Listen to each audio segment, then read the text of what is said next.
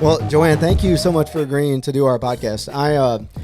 I've been diving off into the carnivore world and been listening to a bunch of podcasts, Dr. Sean Baker, the Carnivore MD, all those, the pioneers, I guess, and wanting to learn more. We actually talked to a vegan last week, a vegan chef. What's her name?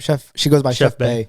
And it was just as I was getting into the benefits of carnivore. And she said some stuff that I didn't have any good data or good facts in. So now I just want to learn more as much as I possibly can, because she's been vegan for 12 years or something. Yeah. So she had some really good points that she was making. And I'm an idiot. I didn't know anything. I couldn't really articulate it very well. So I was like, all right, I'm gonna learn from all the best people that I possibly can, and the best way to learn is to talk to them. So I found your podcast on Spotify, and it's amazing. By the way, you're doing a great job. You're doing a fabulous job. So can you explain, or could you introduce yourself and give us a background on, how you got into the carnivore world? Yes, I think my story is a good place to start, because I think a lot of people are surprised that before I became carnivore, I had totally bought into the plant-based viewpoint. And most of what I was eating was raw kale salads and raw veggies and drinking all the kale juice, the green juice. And I very much believed that plants were the healthiest thing that we can eat. And so I really understand where people are coming from if they have those beliefs. I kind of accidentally became a carnivore, where my body basically forced me to really take a look at my beliefs. There was a lot of cognitive dissonance happening between the healing that was happening in my body. So basically, when I decided to do carnivore, like I said, it's very plant-based. And I was dealing with a lot of health problems at the time. Kind of the most urgent one being that I was having very severe hemorrhoidal bleeding to the point where it was going against medical advice that I didn't have surgery. I mean, it looked like I was menstruating, but I wasn't. Wow. It's just a little vivid detail. And the reason why I was so trying not to have that surgery is because I was nursing my baby at the time. If I did that surgery, I would have had to wean because of the drugs from the anesthesia. And so I was really trying to hold on and trying to fix this somehow on my own. And I just didn't understand, because I was doing everything that people say to do to be healthy. I already wasn't eating sugar or grains or seed oils or some of the kind of more widely accepted, like, unhealthy things. I was making all my stuff from scratch with quality olive oils and organic vegetables and things. And there came a point where I don't even know how I found this, but I was on YouTube and I clicked on a video about carnivore. And I watched this video and it seemed completely insane, but it also kind of made sense. And so I decided that I was going to give carnivore a try, very kind of suddenly and spontaneously. And within 3 days, my bleeding was gone. This was bleeding that had been going on for over a year and kind of really severely for 6 months. So that was gone. And along with that, like I my whole life, I've had really bad acid reflux. I have had a colonoscopy, endoscopy. I've taken all sorts of medication. And it was just something that I had improved by making my own food from scratch. I've been doing that my entire adult life, basically since college, because it was really bad. I was throwing up a lot and causing some serious damage to my gut tissue.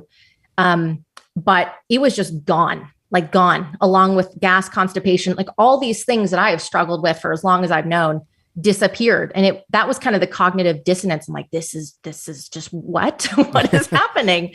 And then 2 weeks in, I fell off the wagon. Not really, it's kind of an accident, but I went to a birthday party and I couldn't resist the cake and the pizza and stuff. And the bleeding started again immediately. And I just decided I'm going to double down on this. I'm going to do carnivore for at least a couple months. And the healing and the health that I got from those 2 months I just could have never dreamed of health like that. I always say that I think a lot of people don't actually know what being healthy really feels like. I grew up eating junk food. I mean, so many of us are just used to these modern foods. We don't really know.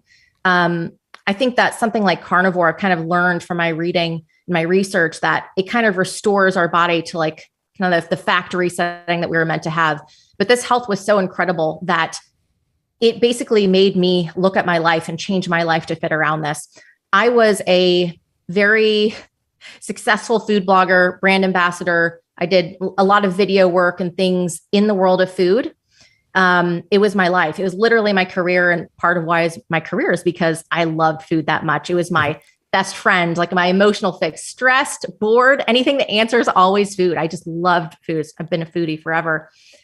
And carnivore was that good. The health is that good that I have picked apart those pieces. And it's been the most beautiful journey because carnivore has healed my body. But what might possibly be better is that I think before a lot of people do this, this stress eating. I did a lot of that.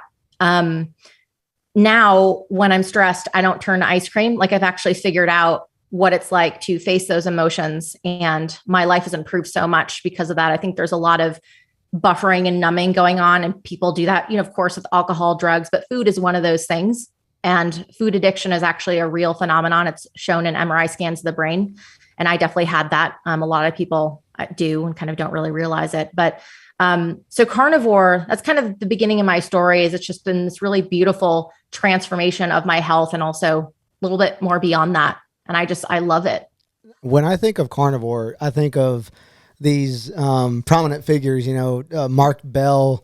I'm sure you know Mark Bell is, and Dr. Sean Baker. These kind of masculine men. Do you follow? I've mentioned this guy like our past 4 podcasts, but do you follow the Liver King on Instagram? No, oh my but God. I like that name. So you need to check him out. I'll send him to you. Okay. But it's the Liver King, and he's big on these ancestral traits, and he eats liver for breakfast, lunch, and dinner because liver is king, and he always says that in his videos.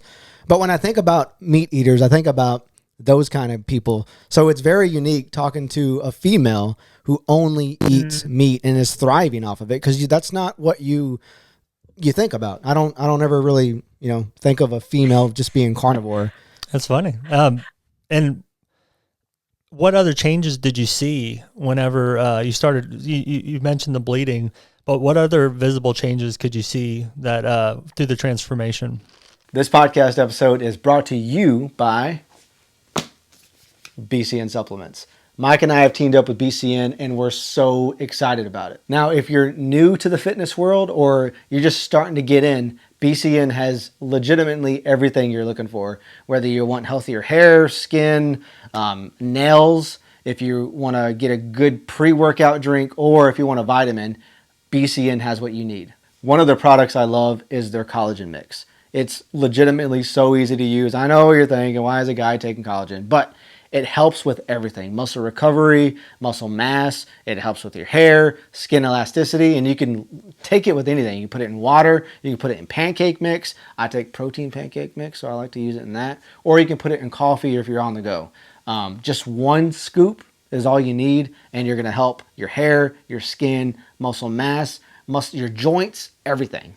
Head to bcnsubs.com to place your order today, and be sure to use CWJM to receive a whopping 10% off your next purchase. And be sure to check them out on Instagram at BCN Supplements. BCN Supplements, helping build a better you from the inside out.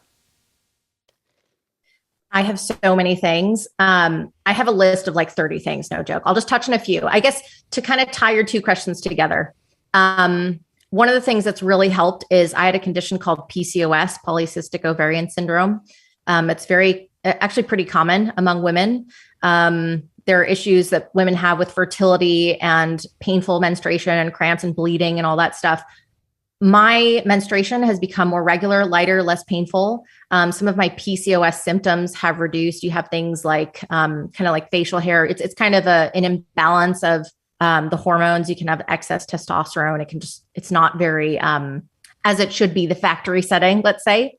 So that's something that just vastly improved for me. There's been times when I've fallen off the wagon during carnivore, and I will be back in bed because my menstruation cramps are so bad. And it's like I can just feel so many things. And that's just one of many. And it's interesting because a lot of women, I think, are afraid of meat. You think, oh, let's eat salad. Let's all order the salad at the restaurant. If you don't order the salad, you're like the weirdo.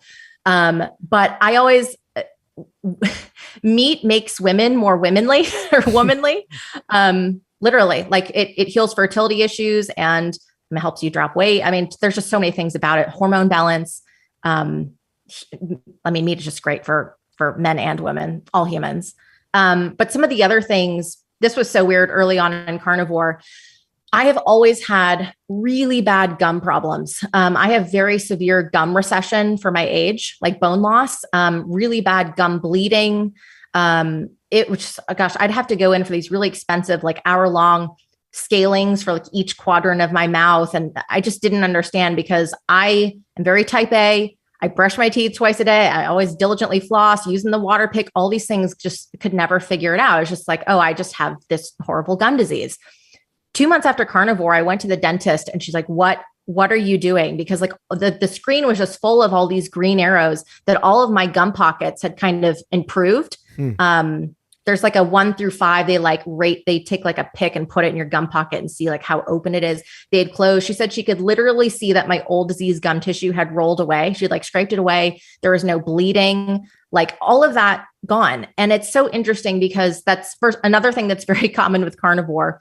I think a lot of times, one thing that I learned is I had this, and a lot of people have this as well, where you think, oh, like this health condition I have, I'm just kind of stuck with this. There's nothing I can do about it. No one could figure it out. I had already tried all the things, but it turned out that removing the foods, like kind of the root cause solution was to remove plant foods.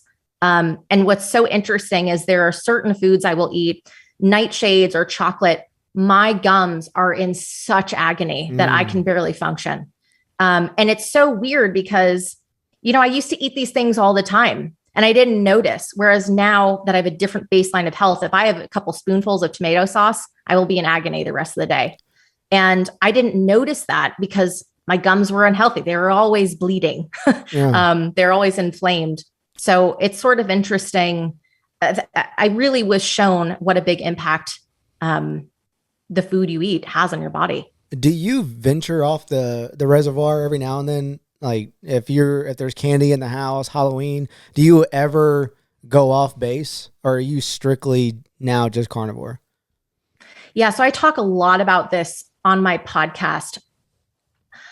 It's definitely changed over time. I just released an episode where I realized this past Christmas that I don't even want to deviate from carnivore for Christmas anymore. And it's not that I never eat carnivore foods. Like I said, like, if I go to Greece, I might have some baklava while I'm there. But what I do, I don't necessarily go looking for it. Like a situation has to be compelling. And whenever I make the decision to eat something off plan, I have kind of fallen off the wagon / like tested things enough that I know what the consequences are of eating something. So if I'm going to make the decision to eat something, I consider what the entire package deal, what the entire experience is. Like, this cake looks really good, but I'm probably going to get diarrhea. I'm going to be really inflamed the next day. My heart's going to be pounding. I'm not going to sleep as well. Like I kind of know what each food does to me, like the tomato sauce, for example. So I kind of weigh it from there.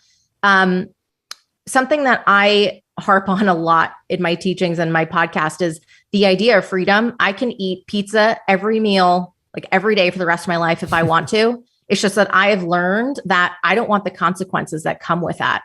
And so I can eat these things, a lot of food comes across my path. We're in this crazy food environment, all of us. And that's the only way that it doesn't really trigger me is because I think, well, let me be honest about what the experience is. And the health in carnivore is so good that I usually pass. So I don't know if that makes sense. No, it does. Yeah. That's great. So you seem like a woman that really does the research, and and I bet you have. So I bet you get this question a lot from like a biological standpoint, comparing like humans to carnivores, the whole digestive system question and teeth and what we should really eat. How do you explain that portion of that with the ideology of carnivore? Like the fact that like carnivores don't really match with humans and the omnivores match more. Like how do you get that wrapped around your head with as far as the ideology aspect of that? Mike's a vegan, by the way. just want to point that out real quick. But I'm not attacking. I just want you. No, I want to know how you think about that. Yeah, well, so I was honestly very fascinated a little bit reading in between the lines of how you were saying that, because it seemed like you were framing that question as if something about our physiology suggests that we are not carnivores. And everything that I understand, it's the opposite. For 2 million years, humans ate primarily fatty meat and little else. It is in our history. And our gut shortened as we stopped eating plant foods and we ate these better tolerated meats and animal foods. Our brains grew tremendously. And then around 10,000 years ago, when we started kind of the farming practices, the agricultural practices, and introducing grains, they started to shrink a little bit. There's so many populations around the world that only eat animal products still. If anything is in our history, it is almost exclusively animal foods. And a lot of the foods, like pretty much most of the foods that surround us right now, particularly a lot of the cooking fats, the seed oils that we're using, no one ate these things before 100 years ago. If you think about like how long it takes for us to evolve, these things are very, very new compounds. And I even just did like an episode, a deep dive on wheat and how there are compounds that are completely novel in wheat that didn't exist even a few decades ago. And there was this belief that, celiac disease, for example, that it must have always been there and we just didn't notice. But what they actually found out is no, there actually really are skyrocketing cases of celiac because of these proteins that are being created, where there are certain compounds that are in neither parent plant. There's this assumption that if you take two things that are like, quote unquote, safe to eat and you breed them, then what comes from that is safe. And they're finding that there's actually novel, unique compounds coming out of that our bodies just do not recognize. And a fundamental about plants versus animal foods is that if you dig into botanical science at all, like the takeaway, the plant world and the animal world, they are in this constant arms race where animals defend themselves by running away or clawing your face off or hiding various things. Plants defend themselves with compounds. They deter insects like beetles, us, animals from eating them by creating these compounds. And 99.99% of pesticides that are used like for farming are just natural compounds that like defense compounds that plants make. And there are so many there are just thousands of these compounds. I think that people tolerate them in different amounts and each one affects like different parts of the body. But one of the most fascinating things that I learned about medicine, for instance, the most early like primitive types of medicine that we use, like aspirin, for example, that was kind of derived from the tree of the willow bark, or the bark of the willow tree, I mean. And like it basically messes with our temperature regulation. And we choose to have something like that to reduce our fever when that is an effect we want. We want to lower our body temperature. That's the effect of that plant compound. We kind of use it to our advantage. But if you kind of expand upon that idea a little bit, there are various things like soy is sort of known to mess with our reproductive systems, not just us, like animals as well. There's some interesting studies done, I think, with like cheetahs or some kind of animal with like tumors and things that resulting from soy consumption. Gluten is a plant toxin. Like it's sort of like a more mainstream one. That is an example of like a plant compound that damages the gut.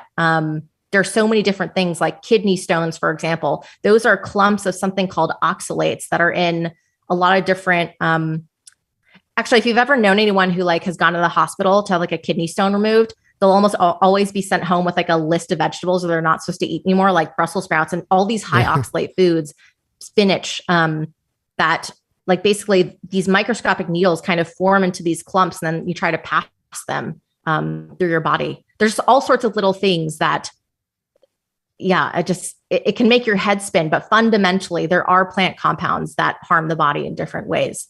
And animals do not have that because they don't need them. Yeah. Aren't the oxalates caused by cooking the vegetables, though? Not that I know of. I'd be interested to. This is all interesting because he started researching a lot of carnivore, and and talking about like the chemistry changes in the plants for predators, and it's just mind blowing. This is the first time I'm hearing this stuff, so it's all very interesting. To tack back onto that question, so if we evolved and our stomachs shrank due to agriculture and all that, do you think it's safe to just go directly back to just eating meat since we've evolved so far? And do you think it's going to have long-term effects since our stomach isn't the same as how we were back in the day? So it's not necessarily the stomach. It's more that like our colon has shrunk. If you think about like ruminant animals, for example, like cattle and bison and lamb, a lot of people say, they characterize it like they have these 4 stomachs. It's actually 4 chambers of the stomach, but it's actually like bacteria that's kind of like digesting the food for them. It's kind of fermenting. So those are ruminant animals, whereas we are monogastric. We don't. That's kind of why like cattle can eat grass and we can't. They can kind of ferment, and there's just different bacteria in their colons, just a whole different ballgame. So it's as we stopped eating plants and we started prioritizing, this is, millions of years ago, we started prioritizing this really nutrient dense animal food. The need to do that kind of processing in the gut kind of was reduced. So that's why our colons shrank down. So not necessarily the stomach. But I think it's so interesting because if you follow Sean Baker, you see that he's trying to get some more of these carnivore studies done. I think it's important to do those kinds of studies, and there's very little done on diet. But I think it's safe from the judgment that I've done and my own experience. I can't point to a study necessarily that says, yes, this is definitively safe. But it's very much in our history, and everything. There's so much that I've understood about the nature of plants and about the nature of meat that this makes sense to me, and it really works in my body.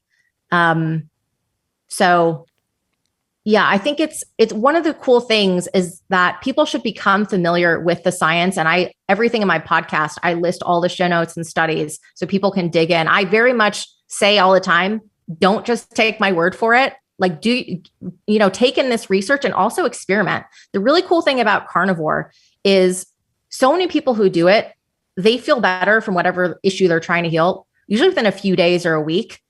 Virtually everyone can get off diabetes medication if they want to. There's a lot of studies about that, not necessarily with carnivore, but on low carb diets, which carnivore is that kind of diet. There's so many people who have like reduced osteopenia and completely put various autoimmune diseases into remission. There's so many ways that it can heal the body, and you can just try it and see. And I think what is kind of one of the biggest lessons that I've learned, having really believed in this plant health narrative, and then, whoa, this meat thing really throws me off kilter, is that how do you make sense of when there's so many statements made and they're in conflict with each other? How do you put that to rest? You do your best and kind of research and think like what here makes sense. But at the end of the day, you take it for a test drive yourself and you see how you feel. And I think that's a very beautiful, important thing is, what do you think? What does your body tell you? Believe me, there have been points when I just tested a little bit of fruit here, tested some more benign things. My body is a clear no. I remember I tried one day to have an apple or something. I was buckled over in pain, gas, Really? acid reflux. And it's and from what I understand, meat is the most nutrient dense food there is. There's from a nutrition perspective, there is no reason to have an apple over a steak. There just isn't. Everything that you need is in meat. That's not true of plants. There are a lot of essential nutrients missing from plants. And so it's why would I eat this apple unless I'm really enjoying it? And my body does not enjoy it. So that's why I stick with this. That's great. One more question, kind of like that. What would you say to people that, first of all, I don't know if I caught it. How long have you been doing it? It has been a year and a half of carnivore. And then for 4 years before that, I dabbled with iterations of Whole30, keto, paleo, AIP, kind of like carnivore adjacent stuff. So it wasn't a full leap from standard American diet into carnivore, but fully carnivore for a year and a half. what would you say to the people that say that you're getting the effects of a type of elimination diet, to where you're limiting one thing and you're getting rid of a lot of things, but possibly not really finding the true mechanism of maybe long-term meat you'll start seeing the effects again, but also you're at, you know what I'm saying? Mm-mm. Like mono meal? Yeah, when you mono meal something, if you just eat one thing, your body starts to get used to it, and then you start seeing those effects go away. Yeah, but her body's it sounds like her body's, like, meat has all the nutrients that you need. No. I don't think you could, I guess you can. I know there's people that only eat fruit, like, are fruitarians, and they only, but I think they're heavily supplementing, right? I assume. I'm not sure, because there's people that do a lot of fruit, and then their ailments will go away for a long time, but it's because you're eliminating a lot of other things. But I don't know. Are some of the things that you found through going carnivore, are there some things that just trigger your symptoms, or is it everything besides meat? Yeah. So two things, kind of what you said, people, maybe they go to all fruit and they feel better. I really wonder in those cases, what were they eating before? Because if you're eliminating, even if you're going to like vegan diet and you were eating a standard American diet before, like, of course, that's probably going to be better, at least in the short term. I think long term, I have some issues with that. But there's so much, I think there can be an inclination to want to make it black and white. And food is just so nuanced. And I'm not even necessarily saying that everyone needs to be a carnivore. I really don't believe that. I fundamentally believe that people should decide that for themselves and let their body tell them, because I think there's no greater authority than your own body and your own experience, supplemented with research. Like I said, you got to do a little before. I lost my train of thought on your question. Just basically, what are there any trigger foods that is it everything that's not meat, or are there some things that you can supplement, like bring into and experience? Yeah. So the thing is, from a tolerance standpoint, I can probably have little bits of certain fruits. The thing that I don't like about that is I gain weight instantly. There's a statistic that 88% of adults in America are metabolically deranged by at least one biomarker. I for sure am. I mean, holy moly, I don't even know what my insulin looks like. I mean, it's clearly very sensitive, because if I have the littlest bits of carbs, I start storing fat. And I would still consider myself a little bit overweight at this point. I have some visceral fat on my midsection still, but there's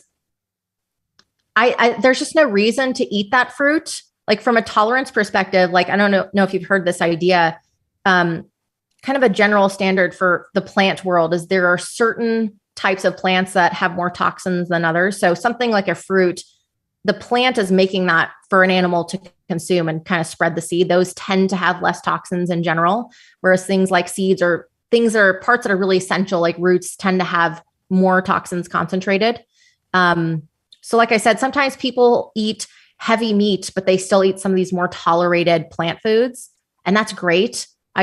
For me, my body gives me several kind of markers where that's a no. Like I mentioned, I had that list of like 30 things, like for just like an example, if I start eating carbs or sweets, like my tonsil stones come back, just like the most bizarre little things. So I kind of use those signals to judge that a little bit, but there's just no reason to eat it. It's a little bit detrimental to my body. And from a nutrition standpoint, there's just no need. Meat has more nutrition every single time.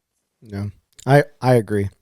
One argument that gets presented by plant-based folks, whenever someone says, well, we used to eat that back in, back in our primal days, they always come back with saying, yeah, well, they didn't have a life expectancy of ours nowadays. So what's your argument against that? She likes that one. Yeah, I like that one too, because I saw her load a bullet. Like she was like, "I'm ready. I'm ready." Go ahead. Well, how can help me arm me? So when I tell me the right answers. Tell me the right answer. That way I can tell other people that. Well, now I need to get a better answer that's more polished. But so there's this guy named Dr. Anthony Chaffee. I think Anthony Chaffee MD is his Instagram. He's a podcast too, but he says that our life expectancy should be around 120 years. Like just because we're like not living as long as we maybe should be right now, like what is that a reflection of? We are very plant-based right now. Very like there's not enough meat consumption in terms of consistency with what our physiology expects and kind of our evolutionary background. I just, I don't really know what to make of that.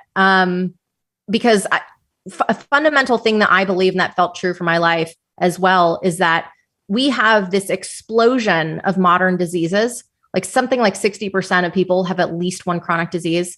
54% diabetic or pre-diabetic. I said that 88% metabolically dysfunctional. There's all sorts of things that point to the fact that our population is very unhealthy and it's all very, very new.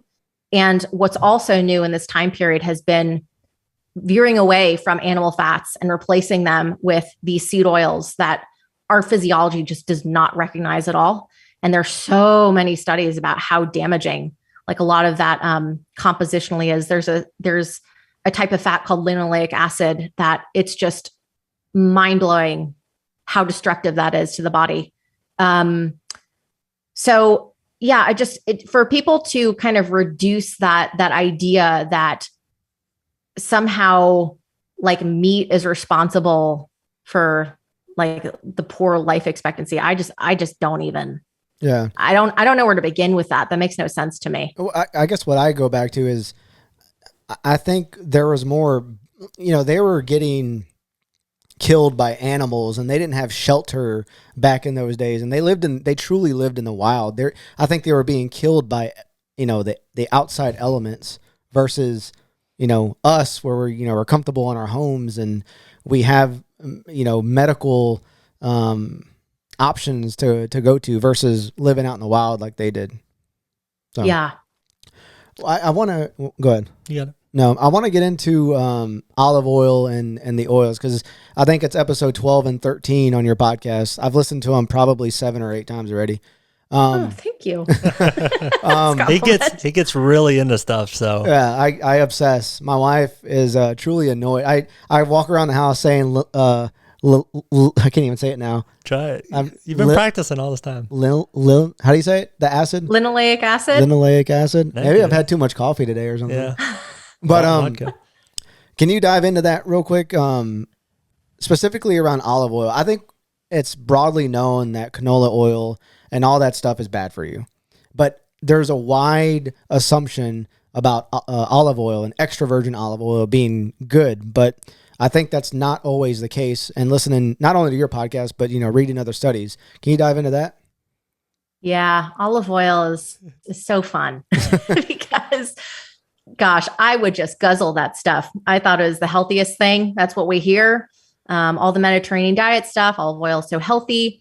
And there was a book, I talk about this on those podcast episodes by Nina Teicholz called The Big Fat Surprise. It is like a monstrous, 400-page book that really dives into the history and nitty gritty of this. But the whole notion that olive oil is healthy, that is just the result of a brilliantly carried out marketing campaign.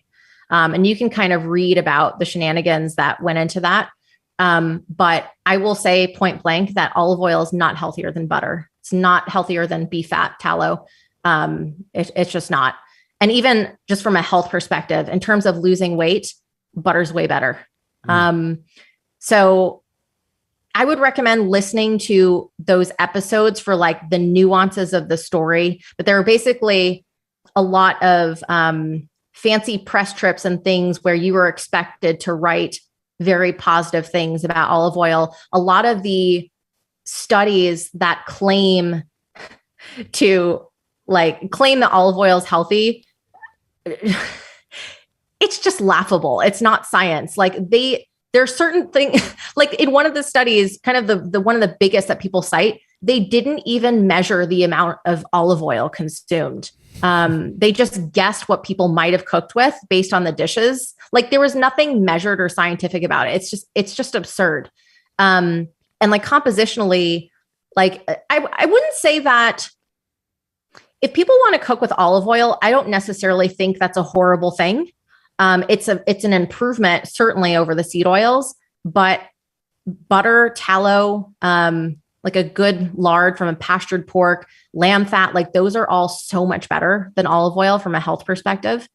So I don't know if that. No, that does. What's scary is that those oils are in everything we eat. And it's, you don't realize that. You think you're doing good by, getting food at Whole Foods or not buying that oil, but then come to find out some of that olive oil even is mixed in with canola oil, or it may say olive oil, but it's really, 50-50. And that's like, how can someone even go about finding the right olive oil? I don't even know.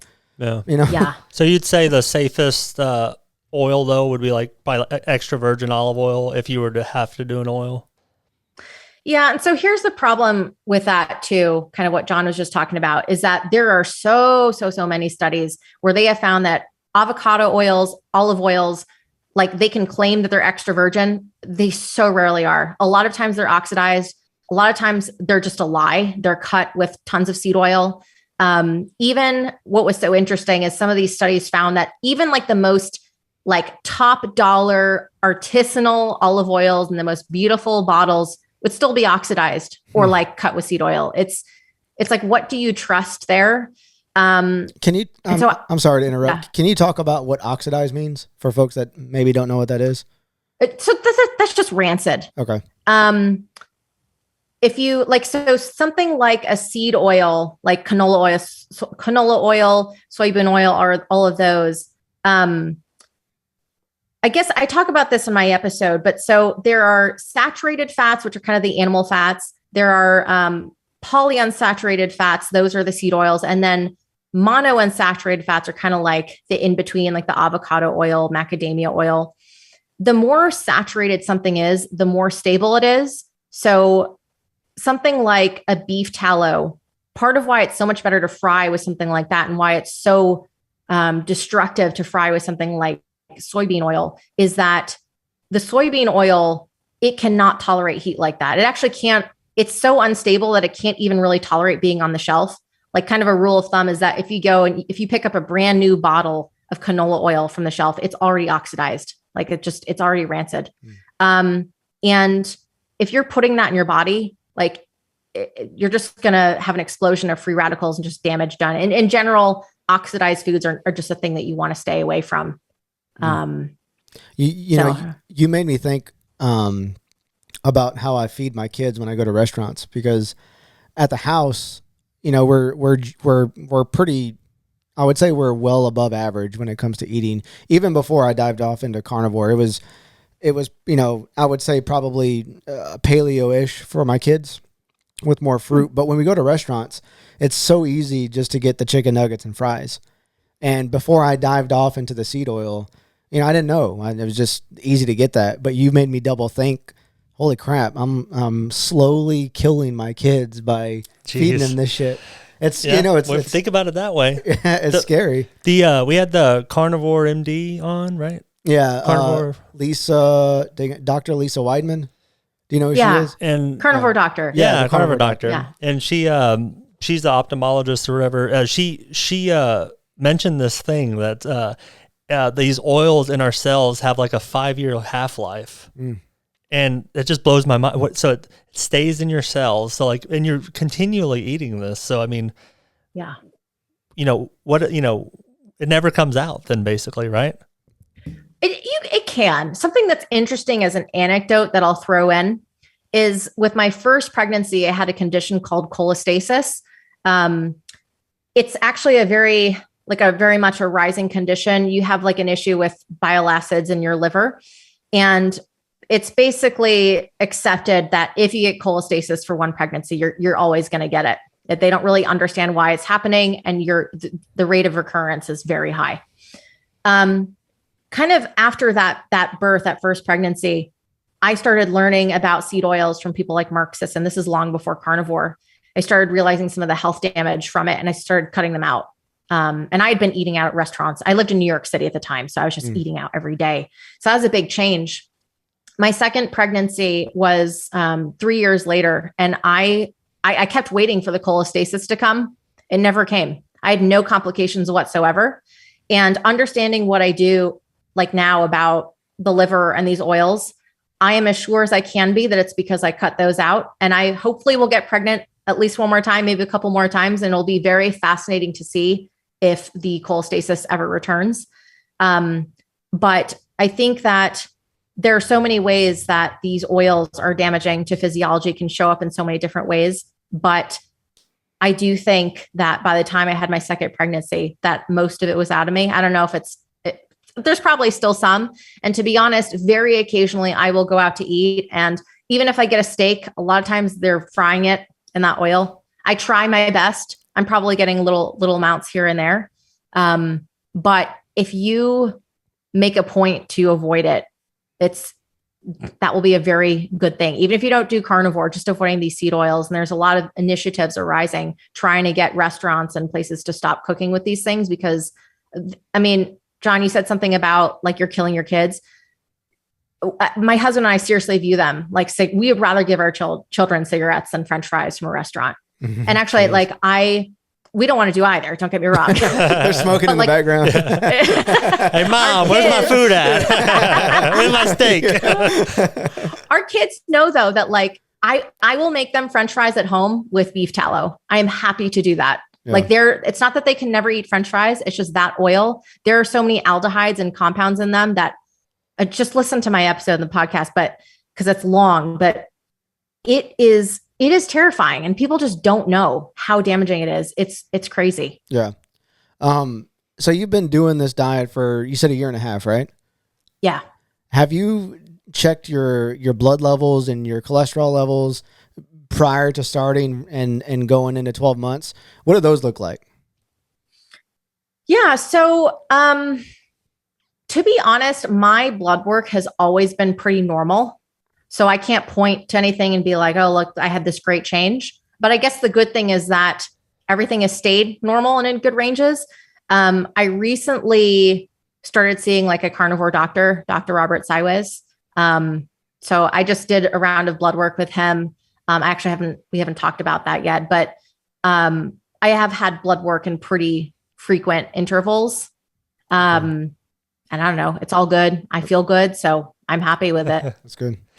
What, just so the listeners know and the viewers, I know it's meat, you eat meat, but you eat all meat, you eat beef, chicken, seafood. Do you do eggs and cheese, or how far does that branch out? Like, what's a typical meal and what do you allow in? Yeah. So yeah, it's funny because carnivore seems so narrow, but there's also a lot of nuance to how you can do it.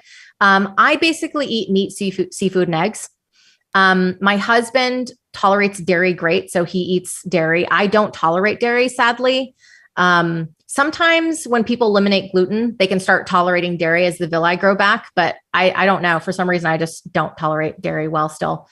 And I would say that I eat primarily red meat, beef. The reason being, I noticed before I found this study, but I noticed that I would get a feeling of satiety from ruminant animals like beef, bison, and lamb that I would not get with chicken or pork, even though I like chicken and pork. I just wouldn't feel really satisfied. And then I later learned, I have a paper on this. There are specific fat compounds in those ruminant animals that your gut detects. It's kind of like a chemical satiety and feeling of satisfaction. They're also very much nutritionally superior compared to the pork and the chicken. Unfortunately, the way that much of the pork and chicken is raised in America, they are fed these garbage seed oils. And because they are monogastric animals, they basically what you feed them, that's what their fat ends up like. And it's so interesting because you can see the difference if you get just any run of the mill bacon from the grocery store, and then you get a kind of a more of a pasture raised pork, and compare the fat. It is so different. The kind of pastured pork, the fat is almost crunchy or cucumber. It's just way more firm because it doesn't have all those seed oils in there. Whereas the kind of the mass produced pork, I mean, it's practically melting. Even just you take it out of the fridge, just completely different product. And it's because of how it's raised. You don't deal with that as much with something like beef, because just the way that it converts those fats. And the thing about grass-fed versus conventional is conventional cattle, grain-fed, they're actually grass fed almost their entire life as well. They're just kind of fattened up at the end. Yeah. Yeah. Not much difference. I didn't really ask the last carnivore guest, but how do you, with your research, how do you actually prepare the steak? Are you more on the rare side, or do you cook the hell out of it? What's the healthiest way to consume it? Yeah. So as a general property of cooking, heat destroys nutrients. There's some kind of like nuances with that with vegetables where you actually might absorb more nutrients because you're destroying some of the anti-nutrients. Like earlier talking about oxalates with like cooking, that's not something that cooking changes, but something like lectins, for instance, you can kind of cook some of that out or transform it. But I personally, I kind of prioritize deliciousness. I like my steak rare. There are a lot of people who eat raw meat. I love like steak tartare. There's this guy, Raw Meat Experiment. I was watching a little too much of that lately, and I was like, I'm getting a hankering for raw meat. And so I made some steak tartare just because it's yummy and I haven't had it, for a long time. What's so weird, you basically just chop up like raw beef. You could do top sirloin or even filet. I honestly couldn't really tell much difference. Okay. Sirloin's way cheaper. And you can toss it in all sorts of things. Like sometimes people do like a mustard cornichon type thing. I didn't really do anything too fancy. Put an egg yolk on top. It's basically just like a finely chopped raw beef. And I messaged him because I was like, I was just eating it because I had got this craving, but I had this weird euphoric high afterward that I wasn't expecting, and it wasn't in my head. So I'm like, is there something to this raw meat thing? I don't actually know. That's not scientific at all. Could still be made up in my head, but very interesting. Like, could have been the edible eight before. What is the process, about when you kill an animal to make sure that there's no pathogens, something in the meat, like worms, parasites, stuff like that? What is that process that they go through before they actually send it to the stores? I don't know. They have to clean the meat, right? Yeah, you clean it, but yeah, I don't know what you're talking about though. Well, I mean, there's some videos I see that like sometimes their meat still has like parasites and worms and stuff in it. Yeah. Is there any worry about like that whenever you're consuming a lot of meat? Not for me. I don't know about you. Have you read anything about that? Yeah, I mean, not for how I'm cooking it. I think when you're going to eat it all raw, yeah, that is of concern. I think that's part of why this raw meat experiment guy, people are like, oh my gosh, you're going to die. Cause he's eating like raw chicken and stuff. So far he's fine. He's like almost 100 days in. I don't know. I'm not going to eat raw chicken. I'm not going to eat raw chicken, to be honest. But for example, like from what I understand, like the E. coli thing, like that comes from when they accidentally sever the gut and then that gets over the meat. So I think if it's properly butchered, that's not an issue, but I mean, it's probably bound to happen just by, numbers game.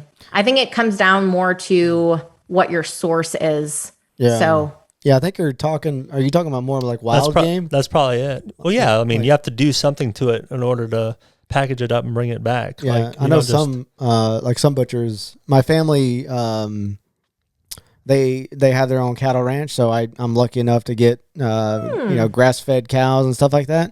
And there's some butchers that they take it to that won't cut the spine or won't cut bone, because if you cut bone or get near rib cages or something like that, there's oils or toxins in the bone, so they'll stay away from bone. But also like if you're going hunting and stuff, I think there's more in like wild game. I know when we kill pigs, there's sometimes these glands near their legs that you want to stay away from. Yeah. And sometimes you just got to cut it away, or sometimes, depending on what it looks like, you just throw that leg away. But do you do like the bone marrow and stuff like that too? Very rarely. I have. I don't really love any of the stuff that goes into organ realm. Like you're talking about the liver king. Yeah. If he's really eating that much liver, I do have concerns. Because there's a little bit, I don't know if you've picked up on this yet, but there's a little bit of debate in the carnivore community about how much organ meat you should be eating. Yeah. There's certain people who are like, yes, like pound the liver, but there can also be risk of vitamin A poisoning, hypervitaminosis. And there's a lot of people who, like, I think Anthony Chaffee, for example, that MD I mentioned, I think he's been doing carnivore for over 10 years, just doing primarily muscle meat. And Kelly Hogan, like I think 12 or 13 years, also basically just muscle meat. I am not sure that stuff's really necessary. And I don't really love the taste of bone marrow. So I don't necessarily try to make myself eat it. But it's a very beautiful, healthy thing if you love it. How has your family adjusted to this lifestyle? With raising kids and your husband, do you think you're crazy? Are they supportive? Or are they all on board with it? Well, I tell you when my husband thought I was crazy is 4 years before carnivore, when I asked him if he'd do Whole30 with me. For people who aren't familiar, that's like a 30-day elimination diet where you're basically eating meat and animal foods plus like fruits, vegetables, like nuts. I remember partway through, he was like, "What is life without sugar? Is life without sugar worth living?" Like, he was very much like, into those delicious foods and the cookies, just like I was. So that was hard for him. But then once we started bringing the foods and we're like, whoa, like we actually don't tolerate a lot of these things very well. And we watched her health change. He started getting a little bit on board. And at this point, I mean, my husband is not, well, actually right now he's fully carnivore, but he's not necessarily fully carnivore all the time. He'll eat things like meat. He eats dairy that I don't eat. He can tolerate that stuff a little bit better than I can. And then my kids are very meat heavy. Like there are certain meals where it will just happen to be carnivore. Like they'll just eat some steak or some burger patties, but overall, they're not carnivore really. They have fruit, and like rice, for example, is like a more tolerated grain and seems to be okay with them. They eat other things. And, occasionally if they go to a birthday party or something, they can have some cake, but they're definitely doing meat heavy. That's good. Yeah. That's what my kids are doing. My son he tends to fight more with chicken and beef. So I'm giving crap. I'm like, "You've been hanging out with Mike too much." Giving him what? There's a lot of kids that don't do meat for a long time. Well, he does now. He don't get up off his fucking table until he does. Yeah. Your kids like fruit a lot though. Yeah, I feed my kids. I did the World Carnivore Month where I only ate meat in January, and I noticed like the last week I didn't feel as good as I did the first 2 weeks, and then I heard the knees over toes guy talk about how he eats. No, it wasn't Knees Over Toe guy. It was a Carnivore MD. What's his name? God dang it. Paul Saladino. Yeah, Paul Saladino. I heard him talk about how he started incorporating fruit. So that's what I'm doing now. I'm doing mostly meat and fruit, and I feel pretty amazing. Another thing I wanted to ask you that I know you talked about on your podcast, it's very controversial because the carnivore diet and how the cows are bad for the environment, how eating meat. I see so many studies. I read Reddit a lot, and there's always a study saying eat less meat, more plants to save the environment. It's so I like reading them. I like to see what the other side is saying. But can you talk about that? Like the benefits of cows. But there's also the flip side of the mass production. Of the factory farming. The factory farming is also, I'm assuming, I don't agree with factory farming. But can you talk about that? Like why we need cows, why they're good? I'm so glad you mentioned this because I was just thinking about, can we approach this topic? And you went there. She went. She has the bullet ready for this one. Well, see, I get frustrated because there are so many things like just statements that people make and repeat about meat versus plants that they clearly have not looked at the full picture. Like, for example, like I was on a podcast recently and someone was challenging me with this idea, like, what about, the fact that meat causes cancer? And I was like, what study? Like, can you show me, like literally send me the study that like proves that? Because there is actually no controlled study that shows any link between meat and cancer. Where that came from, there was this report. And what's so amazing is that there was a follow-on report like 5 years or something later where they basically backtracked on that and admitted that it wasn't like, it was such a ridiculous claim to make, but it just sticks around forever. People latch on it like meat causes cancer. But like there's something like they made this conclusion, and these studies, they're like epidemiological observational studies with like self-reported questionnaire data. And like the only one that showed like any sort of statistically significant connection was a Seventh-day Adventist group.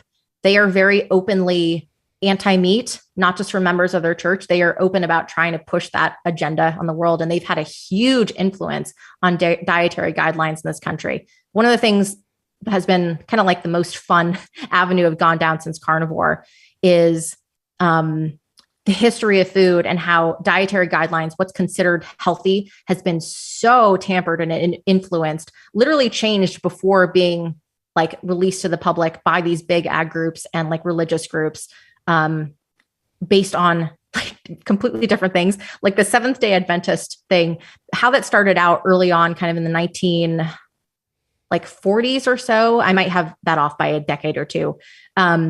They were pushing like Kellogg's, for example, like Kellogg's cornflakes. This is not a joke. You can look this up. It's real.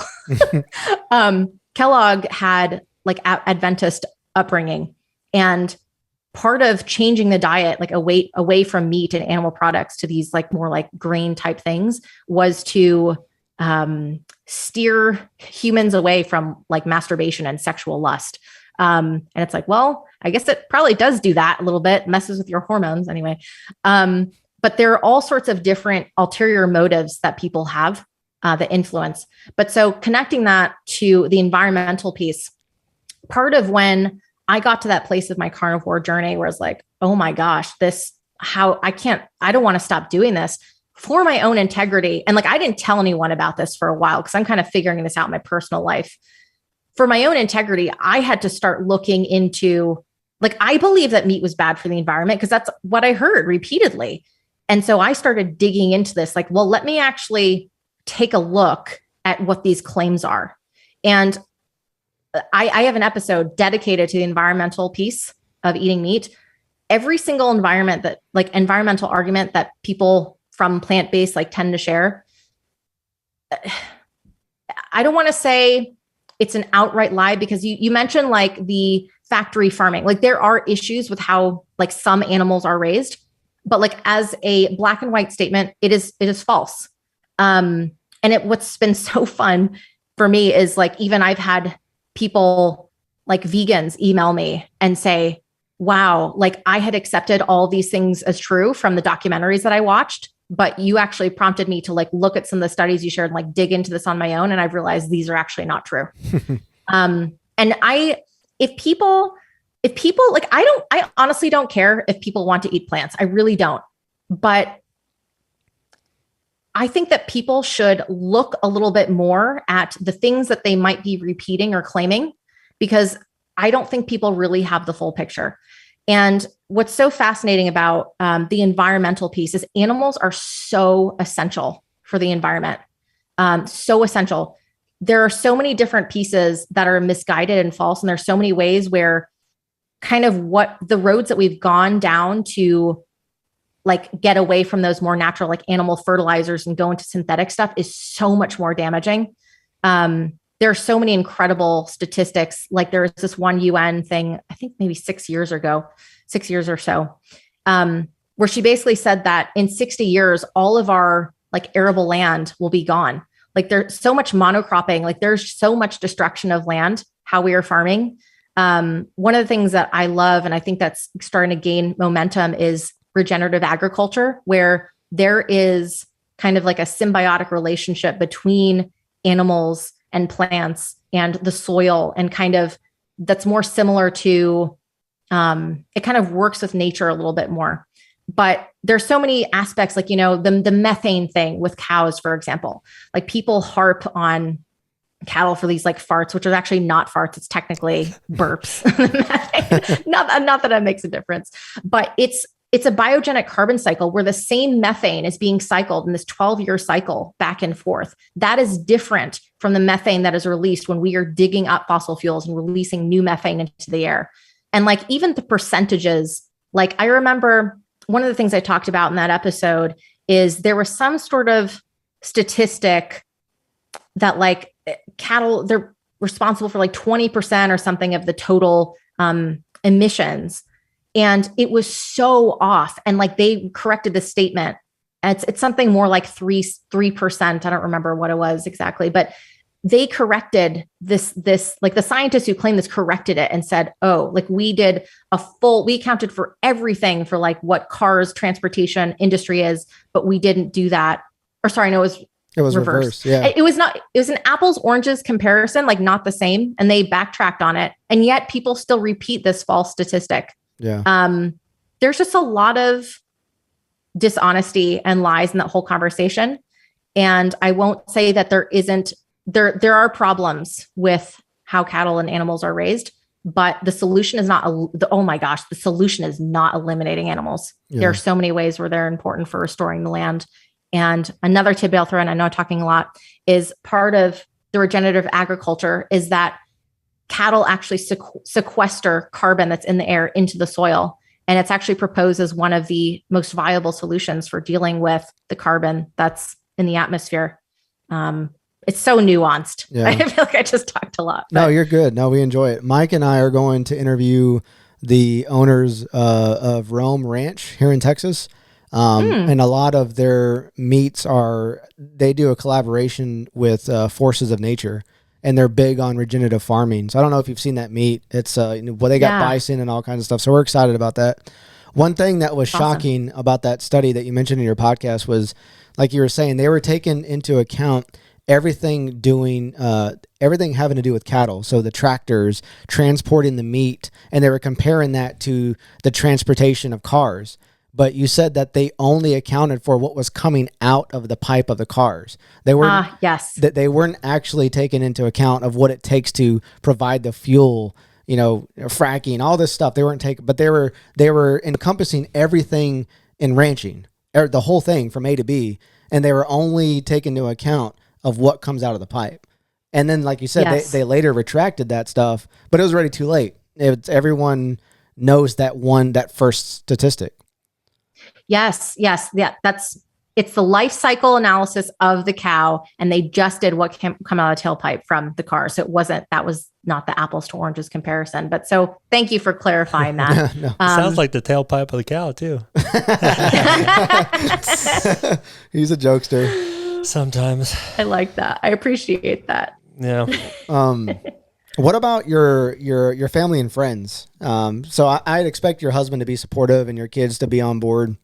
What do your family and friends think about this journey you're on with carnivore? I have had, let's see.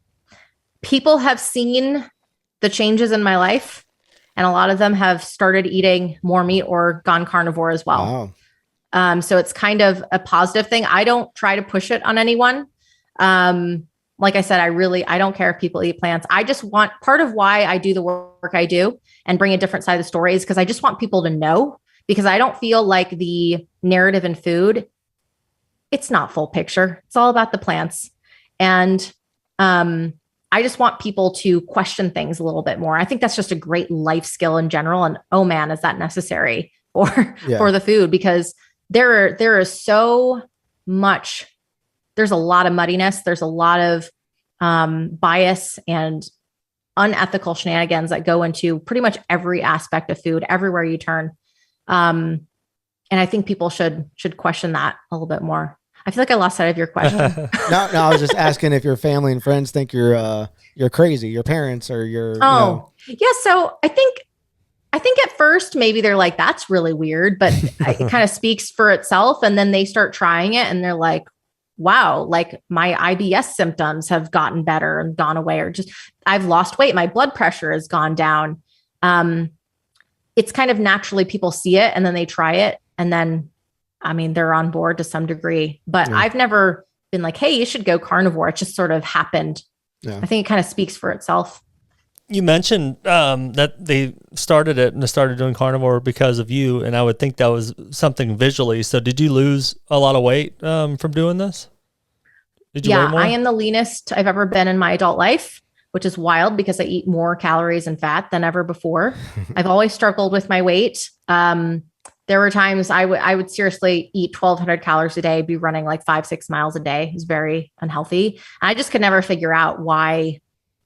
Like, I remember one time I went to a dietitian. My dad made me go when I was young. I wrote down everything that I ate, like she said, and she basically said I was lying. And it's like, no, like this is really what I eat. And then I read this book by Gary Taubes called The Case for Keto, where in like a scientific, like in a study setting, there are seriously people who, when they start introducing like 4 strawberries, they start gaining weight. And that probably is the result of some sort of prior metabolic derangement. I don't think that carbs are necessarily bad or evil, but the fact that 88% of Americans are metabolically deranged by at least one biomarker, they're probably not going to work for most people. They don't work for me. So yeah, I definitely, it's weird. My family was here over Christmas and we were digging through old pictures, just kind of an old memory. And we came across this one picture of me and my brother's like, I can't believe that's you. And I mean, my husband is like, I forgot that you looked like that. Like Wow. I could barely recognize myself. You could threaten. You could threaten your husband and be like, hey, if you don't act right, I'll leave your ass. Oh, he was puffy and inflamed too. He's always been lean, but it's just amazing how much you can see. I can see the inflammation and puffiness. And I mean, obviously the excess fat too in my previous self. And I can actually see it in other people. I try not to talk about that, but she's got like an x-ray vision. Yeah. There's an inflamed puffiness. You can see inflammation. I literally just told Mike the other day, looking at like vegans, you can see the puffiness. They're puffy. They're puffy. He just got into this diet world. I've been experimenting for a long time, and adults. So, like I'm the same way. I don't listen to what everybody says. I want to do my own experimenting.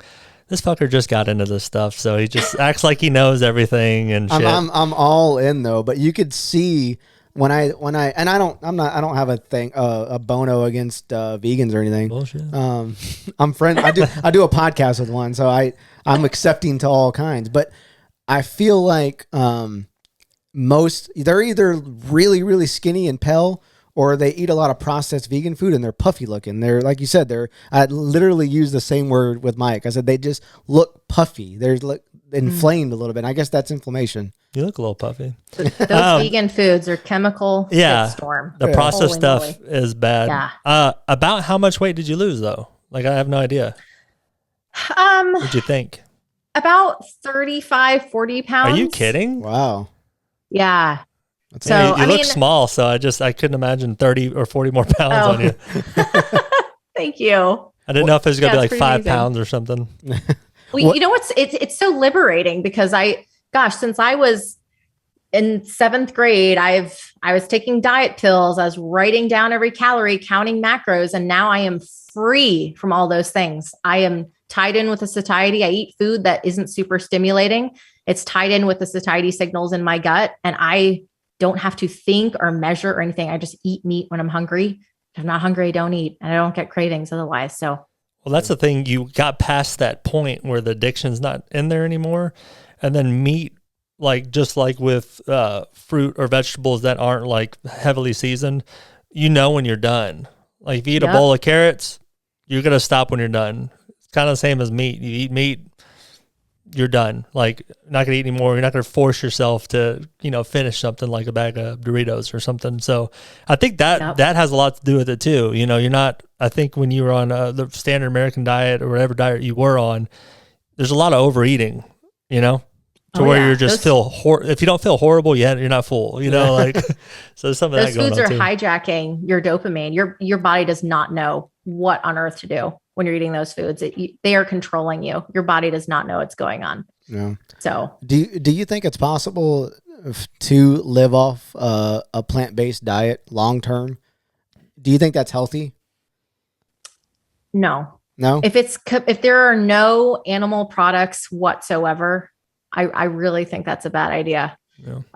And you can kind of see it if you look at those people. And I don't want to shame anyone. I really don't. I understand people, like, food is such a personal thing and we all have different values. And I understand some of the reasoning that people have. I think vegetarian, if someone really like the whole ethical argument for me, like if someone doesn't want to eat animals, like I understand. For me, like I feel ethically, I'm good.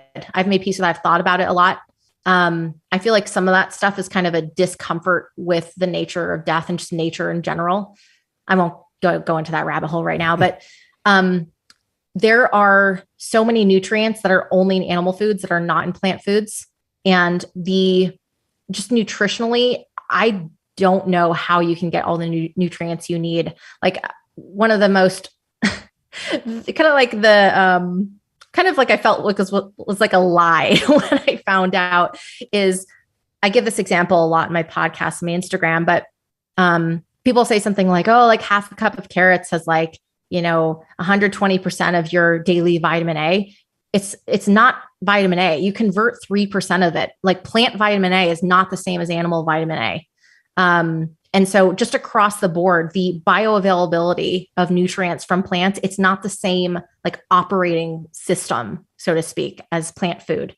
Aside from the fact that literally there are just certain nutrients like heme iron and vitamin B and I forgot all the names like taurine, carnosine, carnitine that are just not even in plants at all. DHA, which is really important for the brain. And if you want to be vegetarian, like you can have certain things like eggs and dairy that will really help, I think, but plants only, I think very few people sustain that long term. And then you look at some of the people who have been doing that long term. Gosh, I feel like this is really mean. I shouldn't go there. There's recently in the carnivore stuff circulating kind of one of the most prominent vegan doctors on his birthday. He does not look well. He really doesn't.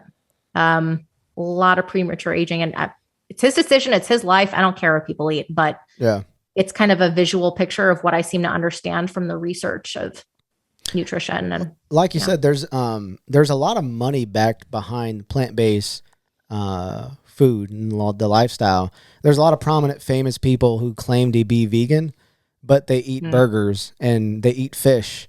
I think Bill Gates is one of them. He supports the plant-based community and he promotes it, but he's like, oh, I'll eat a burger every now and then. And it's widely known he eats burgers and fish, but he promotes this lifestyle. And there's a tons of people, James Cameron, and there's a bunch of people that, so it's just, if they're doing it too, Yeah. I always laugh when I see like, it's kind of mean too, but when like people, vegan influencers, someone like catches them on camera eating like some sort of animal food at a restaurant, it's like, why are you lying about that? I almost feel like veganism in some senses has become like the latest way, like a virtue signaling or something. Yeah. I guess because of the environmental piece, but that's why I don't like that. I feel like so many people have just adopted these beliefs and not actually looked into it. So I don't know. I don't like that, especially if people are going to say they're vegan, but they're not even really doing that. Like I just think that's a damaging kind of dishonest thing to do. Absolutely. Yeah. Especially if they're going all in. But I tell John for the longest time, the hardest part of like doing something like this is holding yourself to it. Cause you've created your whole image now, like for, being carnivore, and it's not bad if you want to say, all right, I'm done with this and move on to the thing. Cause I was strictly vegan for a long time. And a couple episodes back, we kind of talked about, I'm not strict anymore. I'm not completely vegan. I do other things. He has a dead cow in his freezer back here. No. But I think it's people change, man, over time. So you can't hold someone. But now if they're still pushing it and then they're going and doing that thing, doing the opposite, I think that's kind of bad. Yeah. I think we forgot to ask, do you do coffee? I know it doesn't go for the carnivore diet, but was it hard to give up coffee? Oh, everyone asked me about coffee. I've never been a coffee drinker. Yeah. So I will say that in general, like there are a lot of carnivores who they're not going to give up their coffee, and that's fine. But a lot of people give it up and feel a lot better. It is a legume. There's a lot of mycotoxins and pesticides and just crazy things going on there. My husband, it's so bizarre. So he was in the military. Coffee is very much a part of his life.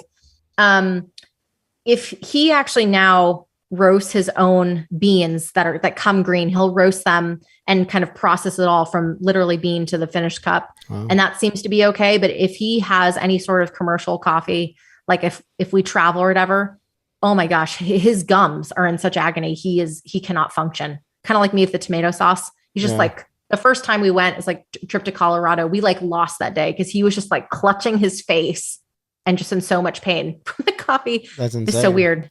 Yeah. That's crazy.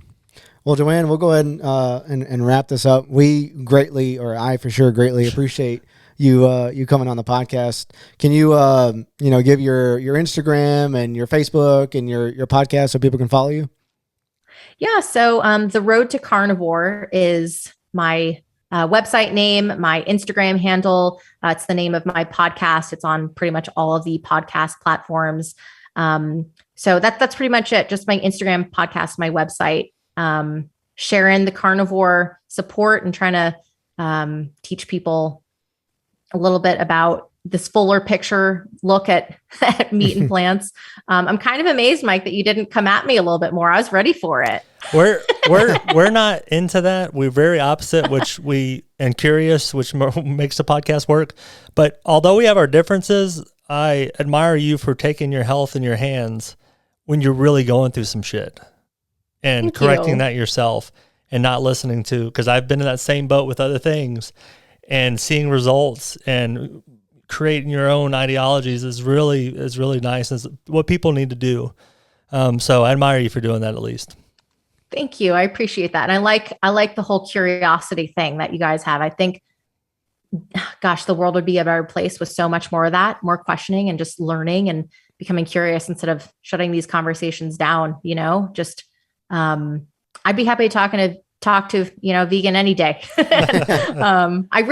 I like to understand all sides of, the picture. And I think there are reasons I get why people prefer plants. But this is kind of what works for me and where I've come to in my life.